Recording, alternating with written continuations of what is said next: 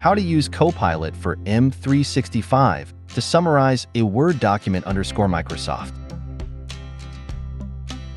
Welcome to M365 Professional. That massive yearly review in your inbox. Let's make it a bit more digestible. Let me show you what Copilot can do. Open it up and I'm simply gonna select Summarize this doc. And off it goes. Perfect. If you're crunched for time or need to sum it up for a quick email. And there we go.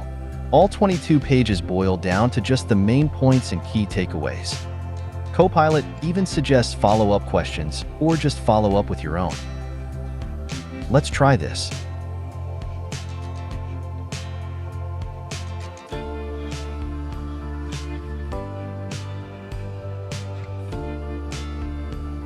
Pretty nice, right?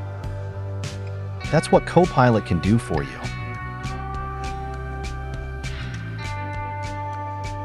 Thanks for watching. Don't forget to subscribe. M365 Professional.